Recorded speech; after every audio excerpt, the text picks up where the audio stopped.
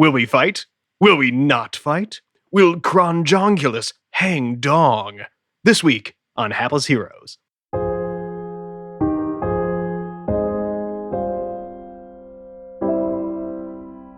And the bench does a backflip. End of turn.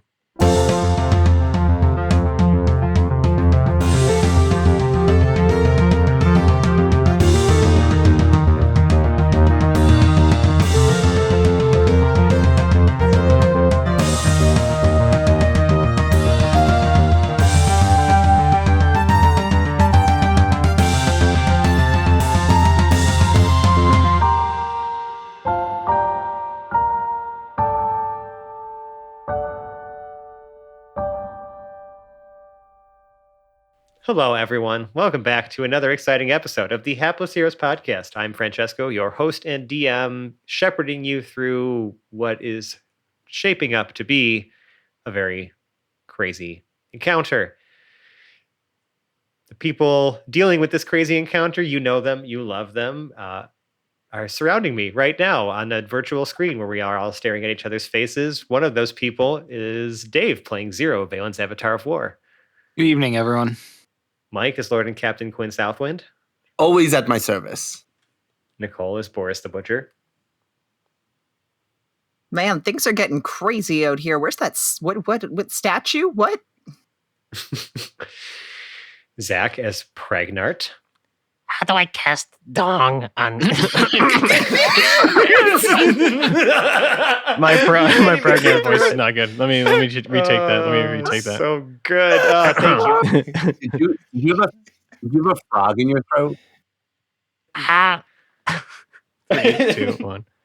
how do I cast dong on Cronjongulus? Phil as Hedrick the Entertainer. I don't know. He looks rock hard to me. God damn it. God damn. I'm trying to do something here, and now this is gonna be it's this cudgel all over again. Except I didn't even introduce this. Like, this wasn't even my something that you're abusing and destroying. It's just and John is Lord Jarrell the Light. I really don't want to commit popicide ahead of him becoming pope. Is it popicide? Is that what it's called when you murder a pope? Well, I mean, I guess, there's we'll find out maybe. But right now, you guys are we're in the middle of initiative. You have a pair of young individuals in front of you, a younger version of who you know to be the Archcleric Francis Popeson and the Archcleric Bronson, but not looking like clerics whatsoever. In fact, looking very much just like just young wizards, youngish wizards. And you have them paralyzed currently. There was a bit of a standoff between you, and then Hedrick just went full bore and paralyzed them, and you've been trying to talk them down. You did try to persuade them, Jarrell, but you have no idea if that attempt was successful or not, seeing as how they can't respond to you. So we're going to go back to the top of initiative. Boris, you're a bit closer to what's happening here, and you have some paralyzed individuals in front of you, and it's your turn. So, what's happening? What you doing? What are you contemplating over here? Oh yeah. I am. Man, these guys are weak humans. I could probably just kill them in one swipe right now. I definitely have advantage if they're paralyzed. Yeah, it would actually be an automatic crit too, and you'd have the sneak attack. So, you probably deal a serious amount of damage to one of them if you wanted to kill them outright and never ask them a question again. That's not the plan. There is also a lot of shit happening above your head, right? Those portals, those additional portals I remember describing to you are much more pronounced, and there appears to be some sort of protrusion coming from the rift, looking like one that vertical in the eastern sky. You can actually see that some of the Modrons are beginning, in their descent, beginning to divert towards those other portals. So you kind of see them starting to almost split off into 3 different directions now. There are groups within this swarm now going towards those portals, and then the rest are still sort of just kind of coming down in almost just a column. Yeah, Boris can't deal with that. She's pretty sure that she's been told not to murder enough times recently that she shouldn't outright murder anybody right now. So Boris is going to choose the path of I will say, least violence. anytime you deal damage to a creature and you reduce it to 0 hit points, you have the option to just reduce it to 0 and incapacitate it versus killing it outright. Yeah. So that option always exists. I'm gonna tackle Cleric Bronson again because I'm committed. Okay. Well, he automatically fails his save as he is paralyzed, and you have now tackled a paralyzed person. Perfect. And now that I have him, I'm assuming on the ground and prone. Yes. I'm going to... I probably can't do this as a bonus action. Do I still have the ability to, like, tie him up? Or would that take a whole turn on its own? No, I think that would take a whole turn on its own. Alright, I'm just gonna be, like, sitting on him with my dagger to his throat. Literally sitting, actually. Let's go with cross-legged. Okay. Yeah, on his I would best dagger to throat. I would consider that to be a pretty advantageous position for you. And definitely a very unfortunate position for him to be in. Because even if you were to break that paralyze, I think that there's a bit of a deterrence for any hostile actions there now. Sounds good. I also look very proud and say, I win! Quinn, what you got going on? Okay. My confusion didn't really affect. Well, me. Listen, Bronson, for all intents and purposes, is still confused. Well, true. He's focused more on getting unparalyzed before he gets unconfused. The paralyze will only last a minute, but there's plenty of stuff you guys can do in that minute before it ends. I'm gonna cast Synaptic Static. Okay, we're going for the boom now. I've never used this before, so we're gonna see how it goes. You've used it once. Have I? Yeah, I think we've only seen it once though. Okay. So each creature within a 20-foot radius must make an intelligence saving throw. So I'm going to cast it. What components does this spell require? Just so I'm aware. It doesn't require anything. It just requires verbal and movement. And somatic. Okay, yep. So you're gesturing and you're shouting whatever words you're saying to cast the spell. Okay. So I'm gonna. Okay. So let's see if I can describe this properly. So the motion that he's doing is kind of like a swirl with his hands. Yep. So like one over the other, and then he just says, "Boom goes the dynamite," and then he kind of gestures toward them, and the sphere will start again behind them. So this will catch like part of the structure, but it seems to be like a synaptic thing. It's an intelligence save, so it's not necessarily like a physical effect. Right. Okay, so, sure. What happens now? They do intelligence saving throws. And what happens when they fail? Like, what is the effect? So, like, are they assaulted with some sort of like internal what does the spell description say? Psychic damage. Yep, psychic damage. Yeah. Damage. So you're like assaulting their minds. And then they have muddled thoughts for a minute. Okay, so I made a save for both. Although they're incapacitated, so I think do they just fail saves? I'm pretty sure that this count it's it's a mind affecting thing, but is it a disadvantage? They are incapacitated, and I'm pretty sure.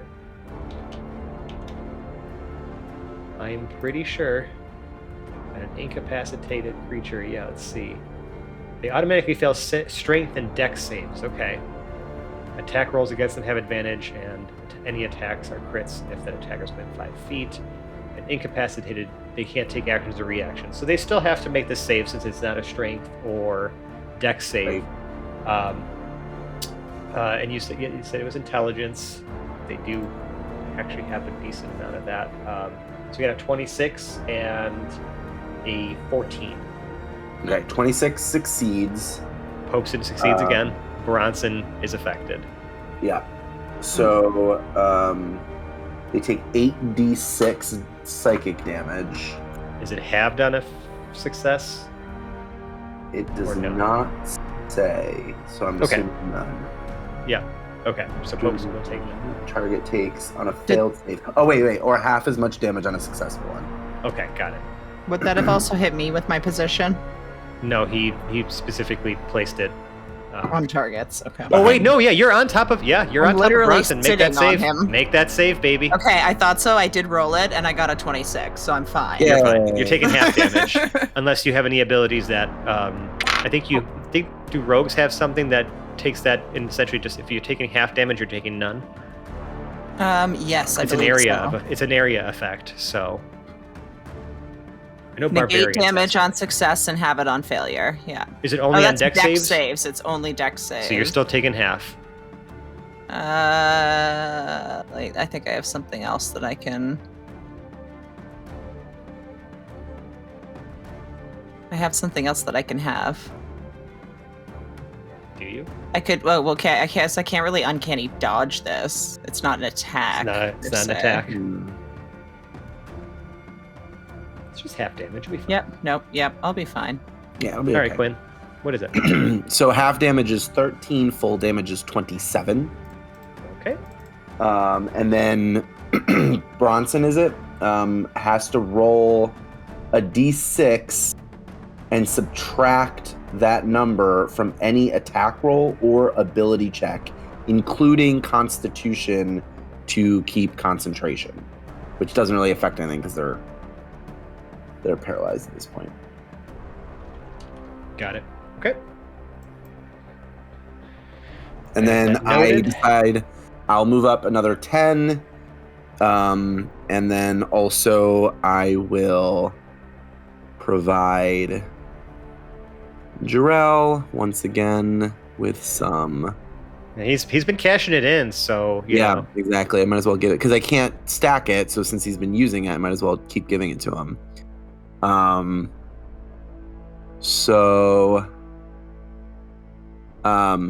Jarrell, they say it's better to light a candle than curse the darkness. I say it's better to light your foe on fire and let him do the cursing. That's pretty good. I like that one. All right. Terrell, you are once again inspired. You get inspired all over the place up in this Nice. business. Great. Seems like a pretty solid turn. I'm going to be Quinn. blowing my inspiration all on you. Mhm. Moving on to Hedrick. It's your turn. Hedrick's gonna stay by Jarrell, maybe like a step behind him and to the side, but he needs to keep his concentration on this hold monster while they're still paralyzed. Mm-hmm. Okay.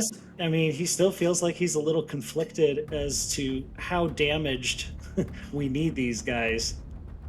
Hard to say when they can't talk back to you. Yeah. He's gonna suggest, I think we should just tie him up first. Jarrell, you don't need to waste these fools. I had no intention of killing them. I didn't even want to harm them. Clearly, our resources can be better spent elsewhere. You see that shit that's happening up there? He's gonna look over and then see Zero. And he's gonna give Zero some inspiration. All right, this is Bardic Inspiration. What the? D12. D12. D12. Zeroed in, war forged with the god inside. Heavy crossbow, gonna take your life away. Yeah. He calculates all the ways he'll decimate. He's somewhat strange, but familiar in a way. In a way. In a way. Needs more 90s. I don't have it in me right now. I'm sure it's words, but Excellent. Wonderful. Zero, you are inspired as well. All right. And we will actually just move right to your turn if there's nothing else from old Hedrick. Yeah, I mean, I guess it's his action. He's getting some rope out. And, yeah, I mean, listen, like, be you know, prepared to wrap up you can maintain Obsessing. concentration while you, like, yeah, you could do that. Yeah. I will So- say, make me to check your not tying abilities. I love this. Intelligence sleight of hand roll. 18 on the die. That's a great knot. Okay. Yeah, intelligence. Hopeson is paralyzed and tied up.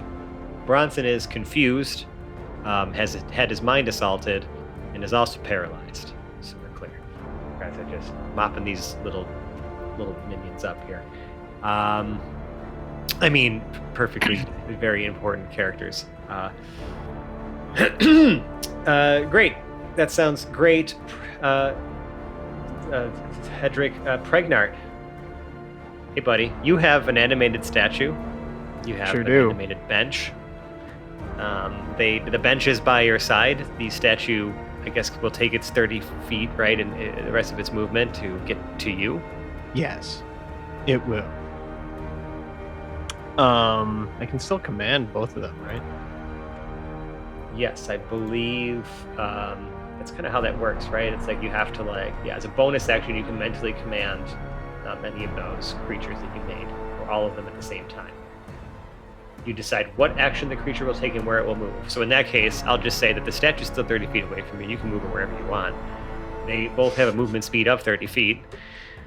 All right, so the Cronjongulus, the statue, is moving towards us, Uh-huh. and he says aloud, in probably a loud, bellowing voice, "Don't worry, everyone. The apocalypse is not going to happen." It's just And, Pregnart projecting his thoughts through the animated objects. Yeah. And so that's what happens with Cronjongulus. Okay, great. Pregnart also. Again, Cronjongulus moves to you in like that toy soldier type walk, right? Because the statue was built with like not with legs, but with just feet poking out of like a chiseled robe. Yeah, I was using Ghostbusters 2 logic with the statue, and I did not stop to think that Fran would try to ruin yet Not another ruin. good idea. Enhance. I like to think that I enhanced it.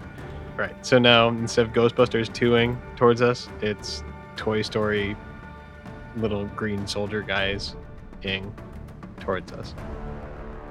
And assuring the populace that the apocalypse is certainly not going That to sounds awesome. I And love also- the fact that we're doing more things to call attention to what's happening right here. That's great for me. I love that. happen. And also I'm going to cast Mage Armor on myself. And I'm going to use Quickened Spell to send another message, this time to the other guy, the Bronson guy. And I'm going to say, Listen to the statue. The apocalypse is not nigh, and we are friends, and you should work with us.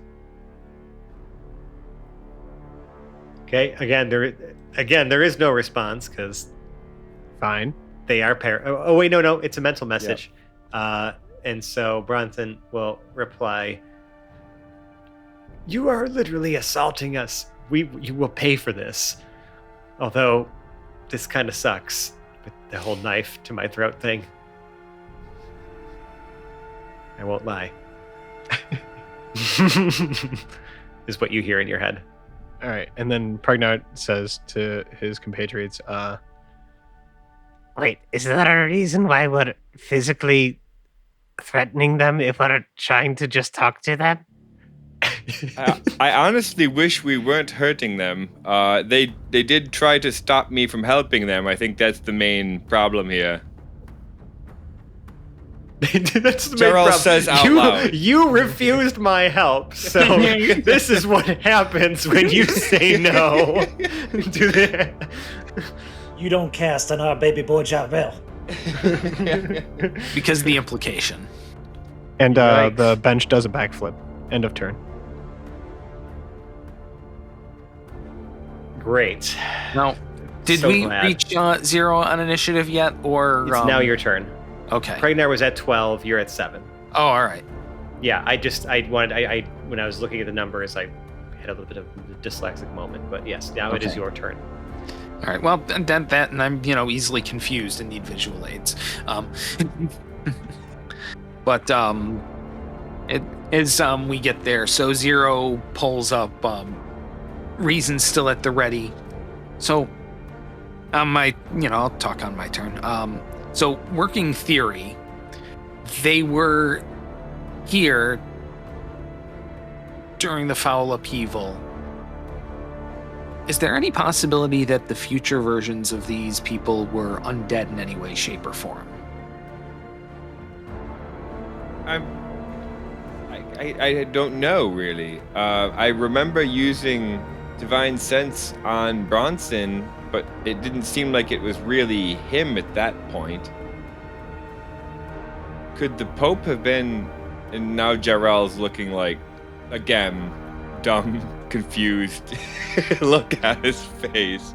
Just as something that would explain also why they have absolutely no idea why we're doing what we're doing, because they haven't become these people yet, and in fact will not become them for, looks at his wrist, 160 years. Boris points at Popeson with her dagger, not her hand, and says, well, that one was losing lumps of hair last time I saw him. These fellows are supposed to be men of the cloth. Why are they here studying the arcane? Because they haven't become those men yet. They happen to be here during the foul upheaval. They become undead and are repurposed for someone else's purposes. Good wording. So we're Yeah. in the I make word good. pre-puppetry.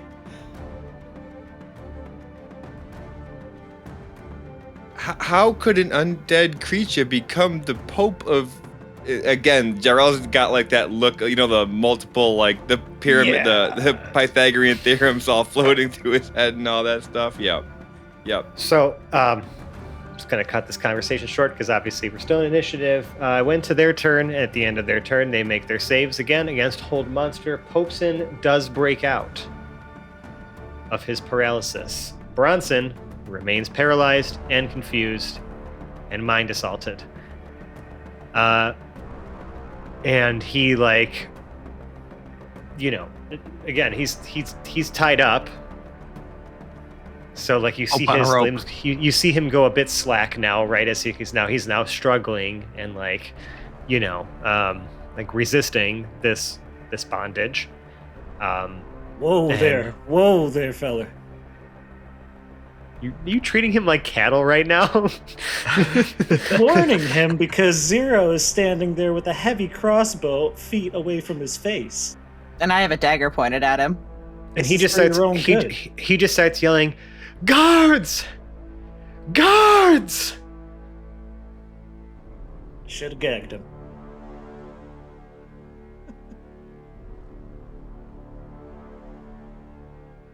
That's his turn. So Jarrell, it's your turn. So it doesn't seem like Jarrell's persuasion did any persuading based on the reaction that he still has. Yeah. Or it could have, and then, Quinn's mind assault might have changed the tune there a bit. I'm trying to decide if Jarrell would just bonk them and knock them out, or if he would use his power to try to force them to stop. Yeah, and I will say that, like, obviously, like, you know, like this guy, he was crying out, but I mean, like, it's literally chaos. People are screaming, like, there is, you know what I mean? It's just like everyone is very concerned and running around like chickens with their heads cut off because there's like, you know, some terror. There's just, I mean, absolute death and destruction. When if you look up in the sky, it just doesn't look good. You know what I mean? Right. So, you know, there is still, like, you know, while now there's a considerable more amount of noise being made over here and statues running around and benches doing backflips, you know what I mean? Like, there are definitely a lot of things y'all are doing to call attention to yourselves. Jarrell really is good going to stuff. try this one more time.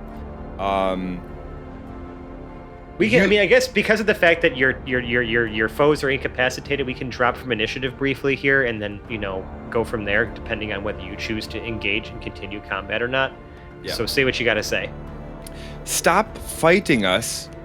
You have a giant crossbow pointed at your face and 5 men looking to...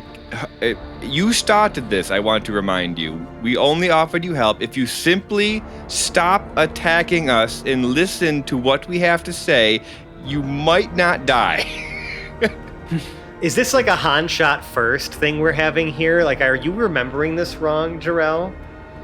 No, I offered to help them. I pulled out my sword and they attacked me. They attempted to disarm you, and Yeah. that is... Yeah, and you know, then they also tried to because command me to they told stop. you to walk away or to leave, and Yep. then you drew your sword. Sure. You know, Yeah. what could easily be in a court of law argued as self-defense. Well, they have As a they choice did not now. attempt to kill you, they tried to disarm you. They But have it's a okay. choice. It's okay. Yeah. You know, the law is fuzzy, I guess, here, Jarrell. They have 2 choices right now. Either stop and talk to me, or get shot in the face. It's one of the two. It doesn't sound like a hard decision. My persuasion's only a 17. So I'm gonna let them figure that one out on their own. You know, I really want to to highlight like what's happening here because it's like, you know, like I feel like, you know, Jarrell thinks he's acting in the name of law and order here, right? But like, you know, if you think about it, like if you were just to put like without any other context, right? Like yes, we know that these people are other people when you've encountered them somewhere else, but like, you know, otherwise, like if someone were to like, you know, as you're telling them, hey, back off, and they pull out a gigantic glowing sword, like, are you gonna feel threatened? It depends. If they say they're here to help and there's a giant army of Modrons attacking us, I might be like, oh, cool, giant flaming sword, help us, sure. You look awesome. That's true. That wasn't their reaction, though. No, it was not their reaction. So not now I'm like- giving them one more chance to just hear me out before my robot shoots them in the face. What do you want from us?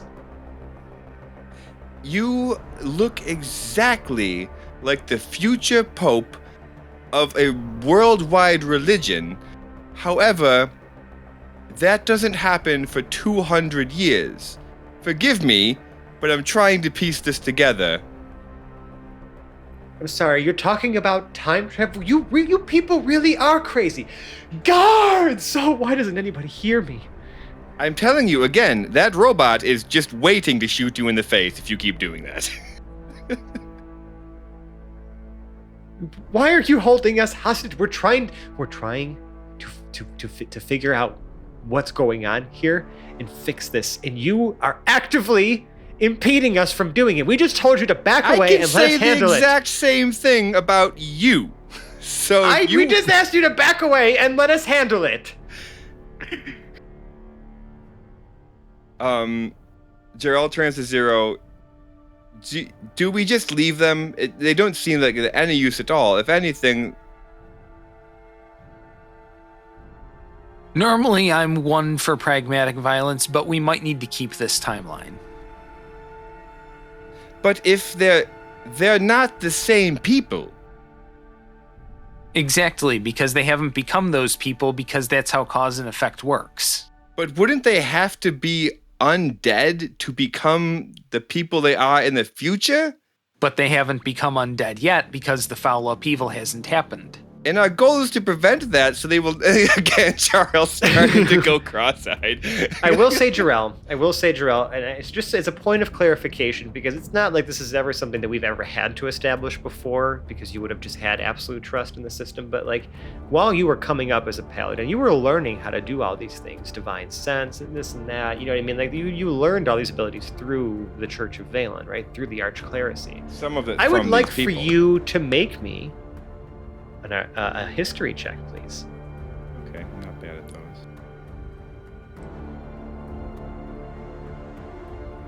23. No, 22. Sorry. You almost have like a moment where, like, you know, like in like certain movies, like for the dramatic effect, like when like the main character or someone has this like realization when like everything, like all the pieces start to like come Right. together and you All see the it almost hints just and flash. clues, It's all yeah. just like flashing, like just different moments and scenes in your mind, right? Right.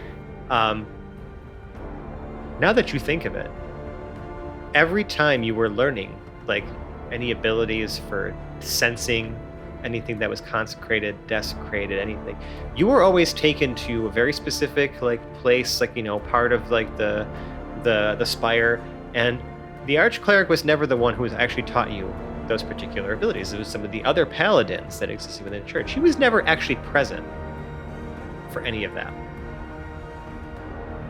But like you would swear, like, no, you would have known, right? If like the supreme archcleric were to be some sort of like undead being, right? Like there's no way. There's absolutely no way this could possibly be true. Except there's no evidence that it isn't true. Yeah.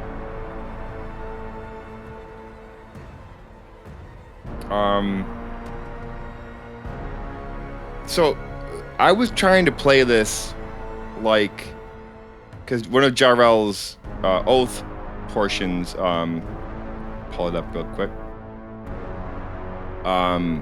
It's my duty to respect the authority of those above me, which these two people in a different world essentially We're above you. but now they're You clearly respected not. their authority. Right. One, we will leave you alone. We will leave you alone. Just one thing. What are your names? So Popeson, the man you knew, the man formerly or futurely known as Popeson, says, "My name is Ulfus. And that's Chip."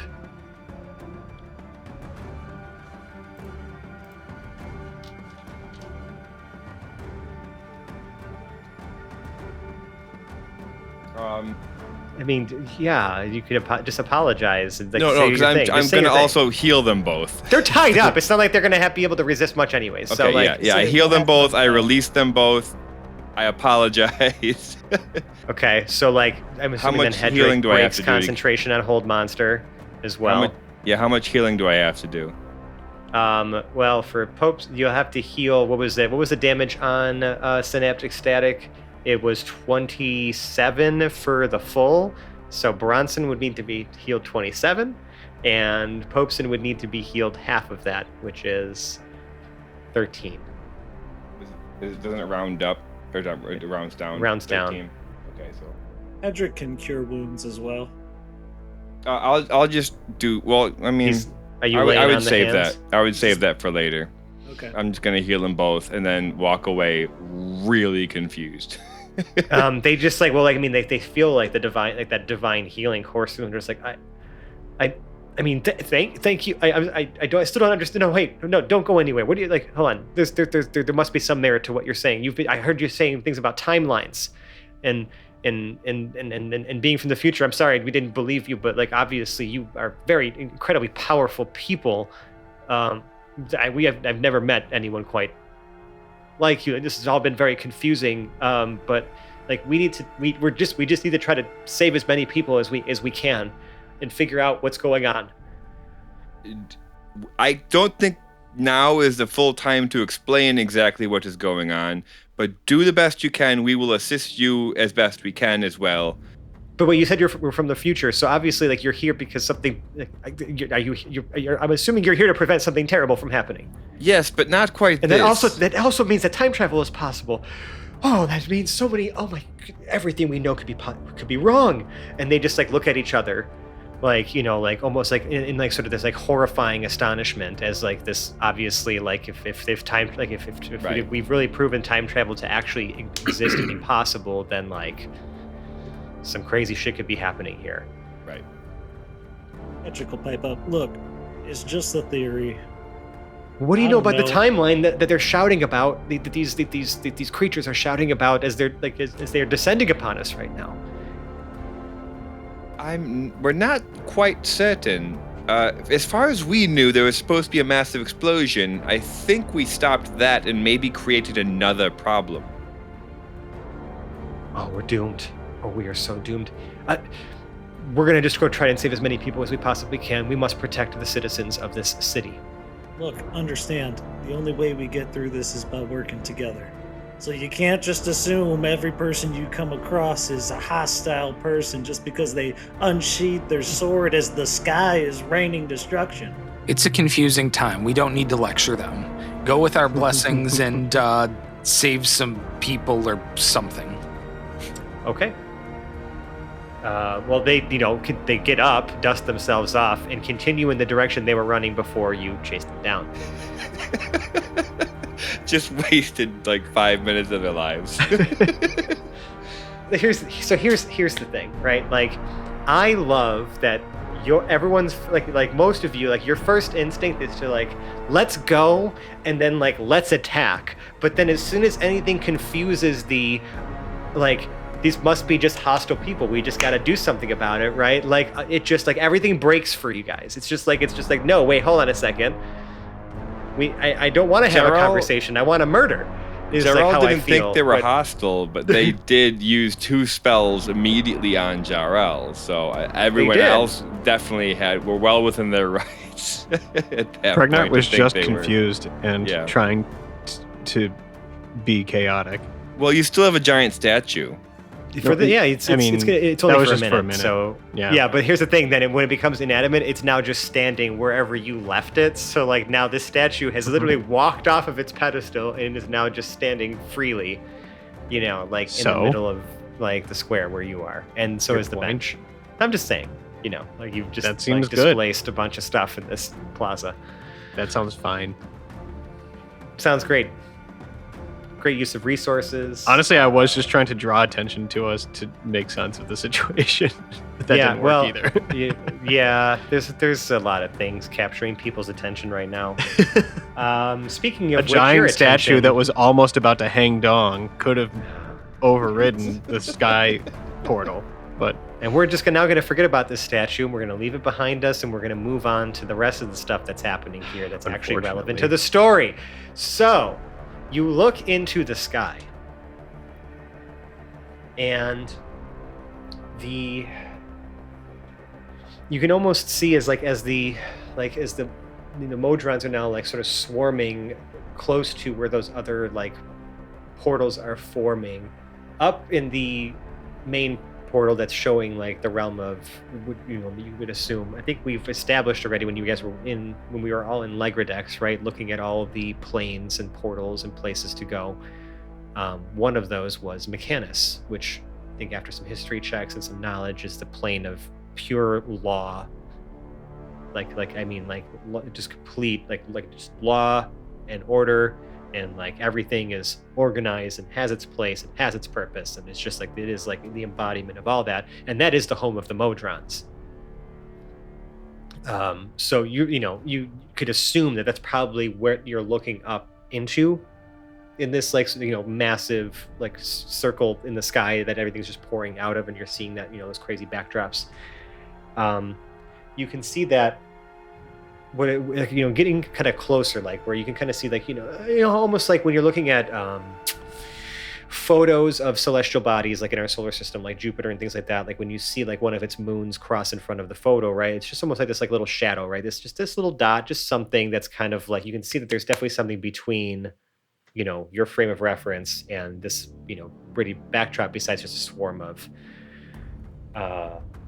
Modron's now descending out of it, but there appears to be like some sort of larger being, kind of coming closer to this entry of the portal. It doesn't look to be geometrically like any sort of specific geometric shape. It actually looks somewhat more humanoid. And you can already see its silhouette getting very larger and larger as it seems to be growing closer to the portal,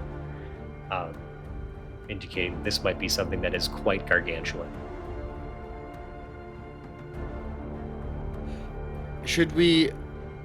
Is there anything you're aware of that all these wizards and sorcerers, if they focus their energy, could help us?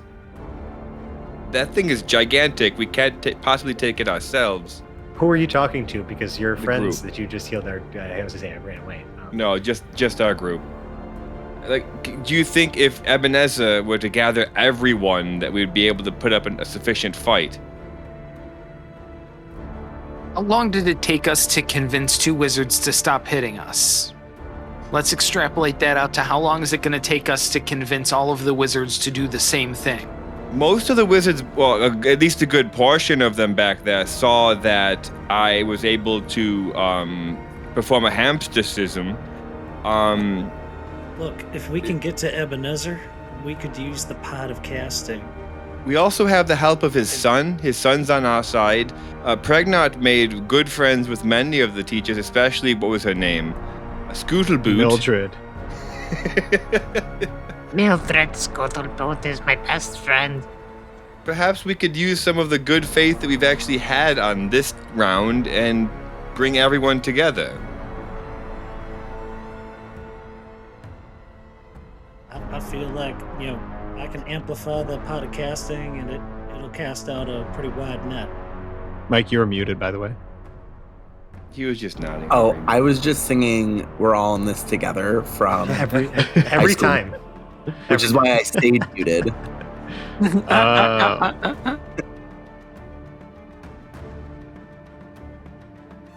Okay.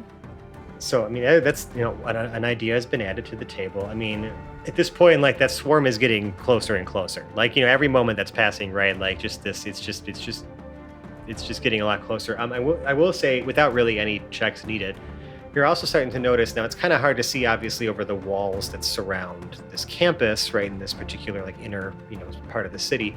But you can see in the distance, some other protective domes popping up in different places, sort of at the horizon, of your field of view, right? As you're looking around. So there must be other groups of mages casting these circles of protection or these domes of protection over multiple parts of Uhl currently. It's almost like a defense situation has been activated, Yeah. above ground bomb shelters kind of thing. You know what I mean? Where it's just these massive domes of energy are starting to form all over the place. I mean, Hedrick's just thinking of the massive crater that we know Uhl to be, 160 years in the future. These little domes are not going to scratch a dent on the force that's going to come out. If it's going to be the same force. It depends on what happens here. Do we find Ebenezer then? Sounds like an awfully optimistic plan. I mean, he's not hard to spot. He is currently concentrating with a number of other wizards on this particular protective dome, and he seems to be just providing some general instructions to some of the other wizards that are running about, trying to just keep people from panicking and figuring out where they could, where to go to be as helpful as they can be. Right, because you can see there's more and more wizards descending out of the tower now, and you can see some of them are just casting spells and then teleporting away immediately. There's probably a bunch that have already done that from inside, but there still are some more wizards coming out. A lot of people work here. Is Filbert with Ebenezer? He is. He appears he actually see that both of them are almost back to back, channeling this spell together. Oh, that's cute. And Ebenezer is providing, is guiding his instructions. Like, every now and again, he holds his arm up and to where his wand is supposed to go and corrects the movements.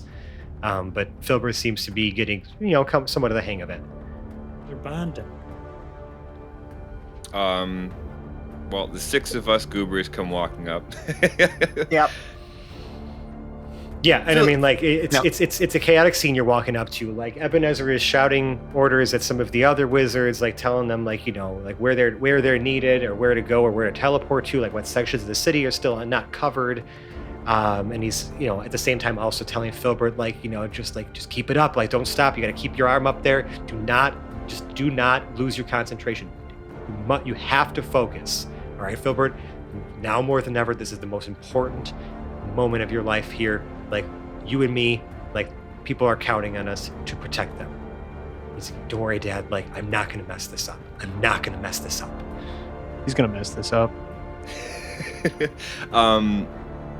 I said Optimus. Jarrell approaches where Ebenezer and Filbert are. Ebenezer, we are friends of your son. We are here to help as best we can. I think in any way possible, we should primarily focus on attacking whatever that thing is coming out of that portal. I don't even know. Getting up there would be very dangerous. But you're the dignitaries of Dr. Hyde. I don't know how you know my son, but we have no time to discuss that right now. Yes, I've heard of your abilities. I think you just literally performed an exorcism not very long ago. Sorry, just a moment. And he's shouts some more orders at somebody else who's running by, who looks like they're kind of going aimlessly, you, 7th Ward, Old Town, go now. And you see the person cast a spell, just teleport, disappear. And he says, anyways, it's very dire indeed. We have the ability to communicate with, what is the range on your pod of casting and amplifier, Hedrick? Well, the amplifier will double the range. Pod. I think the pod of casting is 1,000 feet by default. So it's 2,000 feet.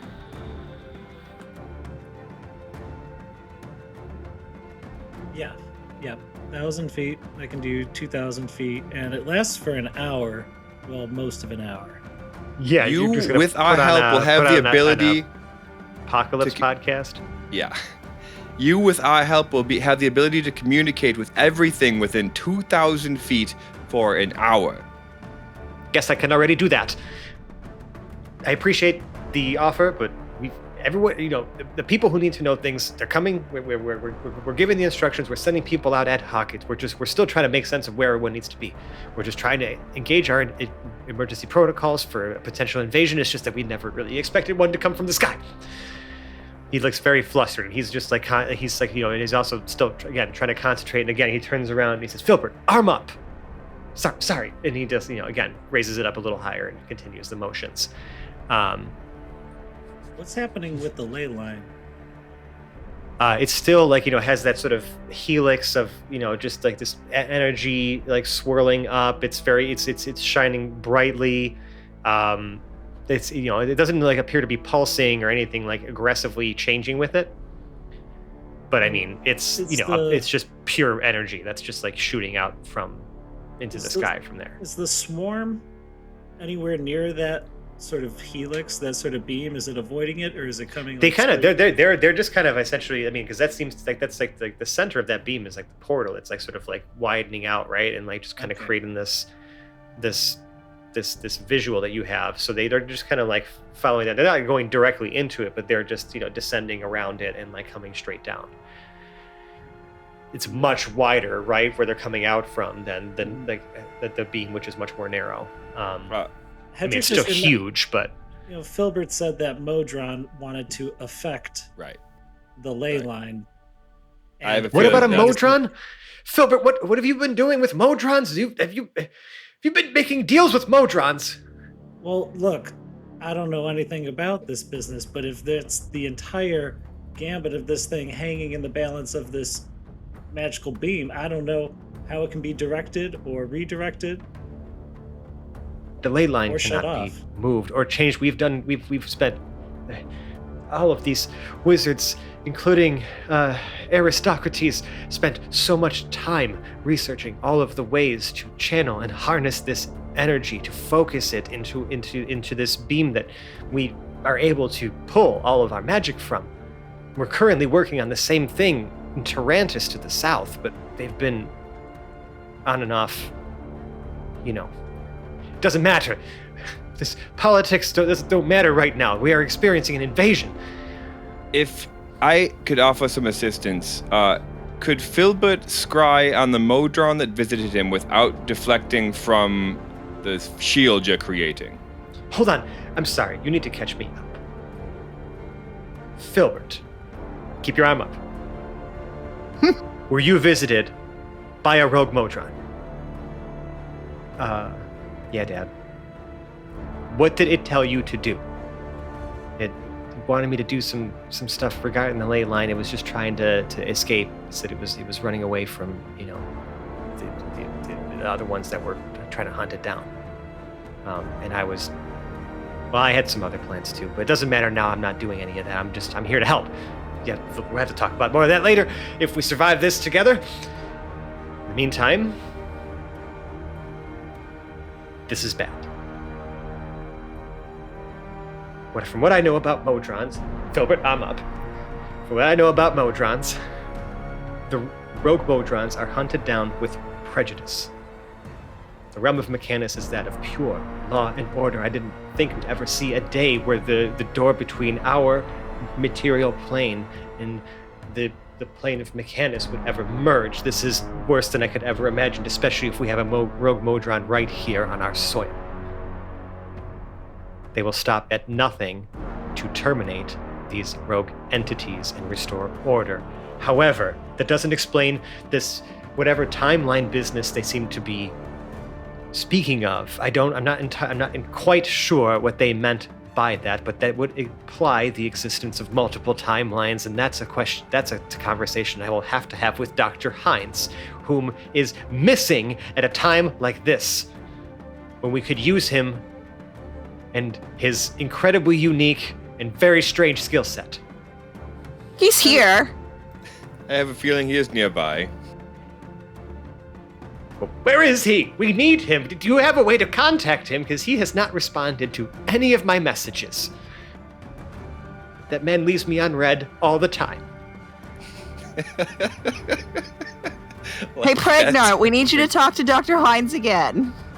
Okay, that's what I'm best at. We might not need Pregnant specifically. Jarrell will hold up the goldfish bowl. And Ebenezer says, "You must be joking. What is this?" That looks like Dr. Hines' pet fish. It is. What are you doing with this fish? It's It him. is also Dr. It's Dr. Hines. Fascinating. Hold on a moment. And he looks at. Actually, wait. I can't cast the spell right now. I'm too busy concentrating on this. Are you able to? You are assuring me that this is Dr. Hines. Filbert, I'm up. Do you have a question for him? I'll ask him a question. I can talk to him just fine. Hedrick, could you do it? Can he turn back into a wizard and help us right now? I'll ask him. Pregnart shifts form and scoops his head up and over the rim of the goldfish bowl and dips it in there. Because you are also liquid. And Liquid metal. wait, I forget. Did I talk in my inner Talked in monologue voice? Aquan. No, you talked did. in Aquan. It doesn't matter. Oh, You talked yeah, to Aquan, yeah. yeah. We heard Aquan in their monologue was, yeah. It's whatever Yeah. you want it to be, honestly. And so, yeah. Outward, he's saying. And in his own head, he's Well, all you hear is. in his own voice, to himself, he's saying, Dr. Hines, how can I prove that you are you to Ebenezer and Ebenezer Jr.?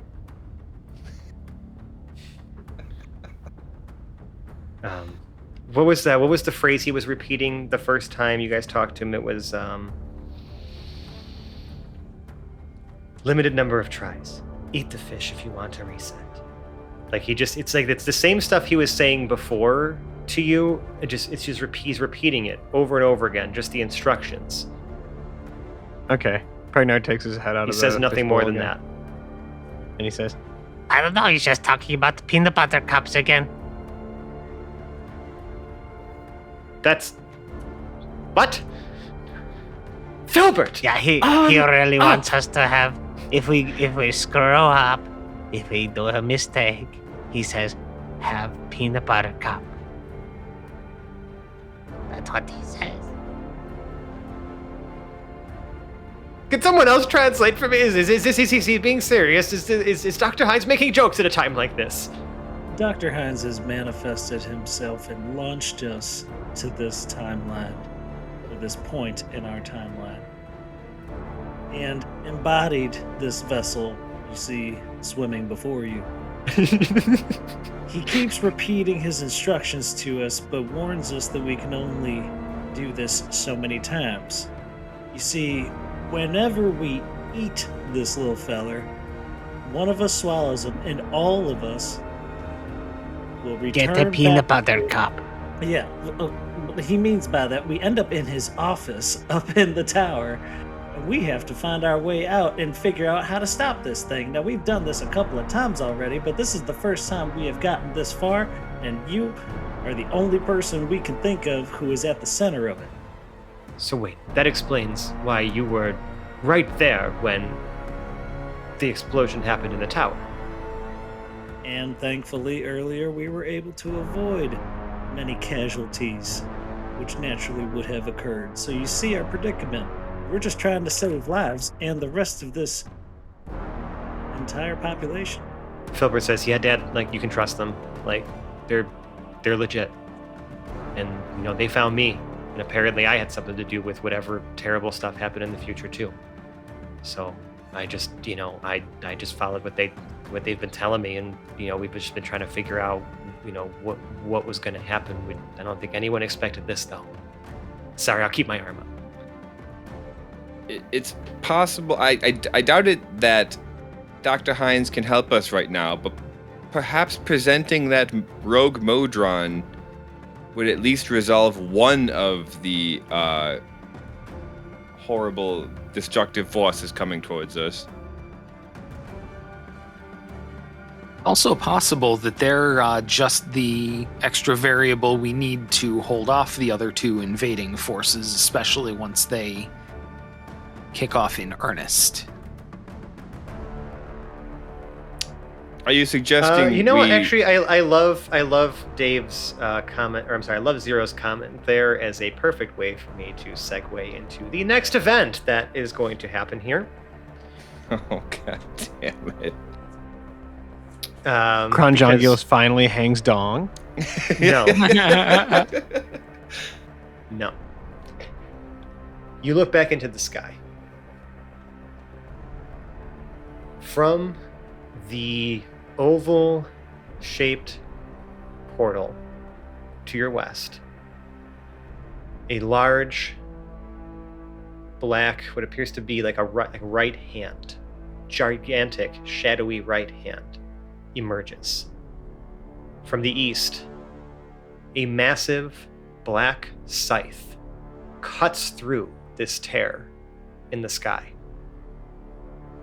And from the massive Modron portal, a gigantic humanoid appears in full view, blocking the backdrop. All you can see is mostly its like upper body.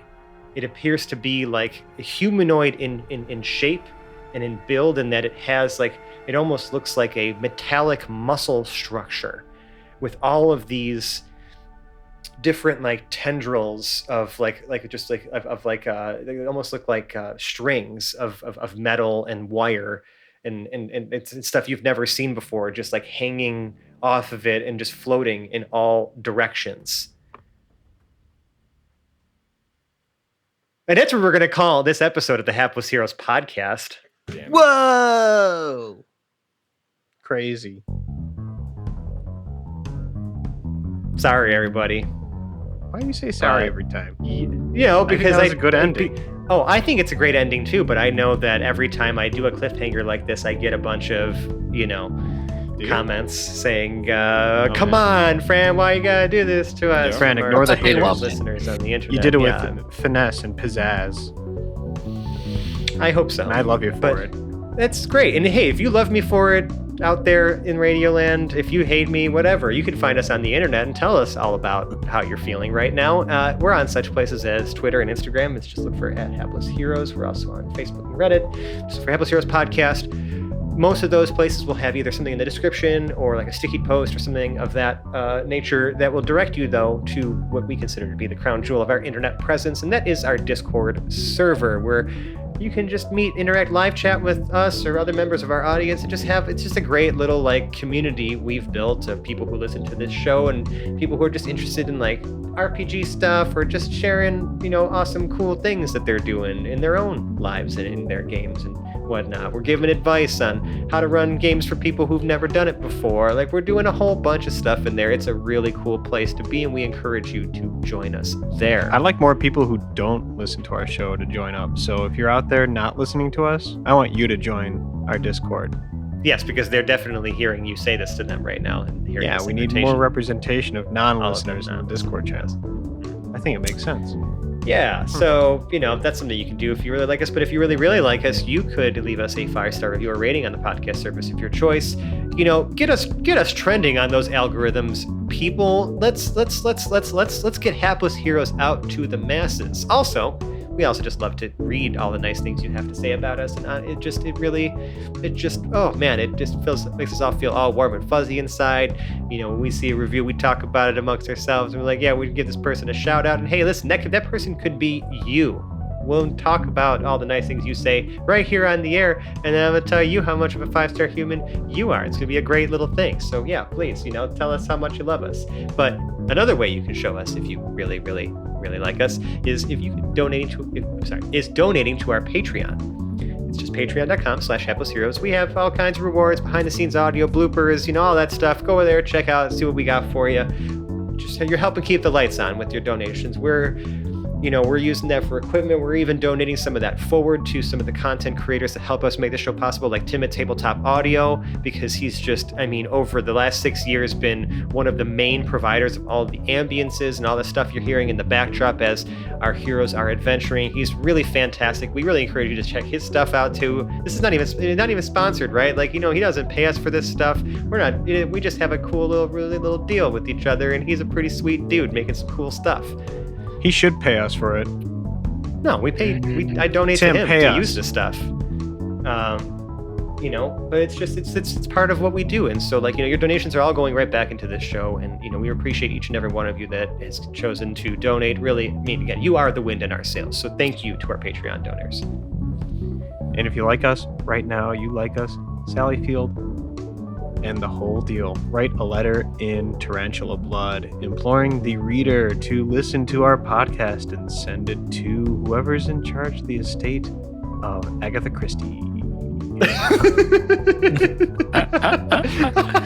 What? So long. Yeah, wow, that was simple, I guess. Weird. And sorry, I guess, Agatha Christie. And here's Tarantula. added bonus Person. challenge. Make the letter long enough to use exactly the amount of blood found in 7 tarantulas. Oh, wow. It's very specific now. That's your extra bonus challenge. Well, you heard it here, folks. That's the only way we'll know if you really, really love us. But in the meantime, I'm going to go ahead and outro this wonderful cast of people that I enjoy spending my time with all the time. It's, we have John playing Lord Drill the Light. Until next time. Phil is Hedrick the Entertainer. I have a feeling this is going to get a lot worse. Zach is Pragnart. Why do people keep on calling Ebenezer Jr. Filbert? Nicole is Boris the Butcher. This starting to look like it might be a little much to take on. Mike as Lord and Captain Quinn Southwind. I am getting very good at messing with people's minds. And Dave as Zero, Valen's Avatar of War. Good night, everyone.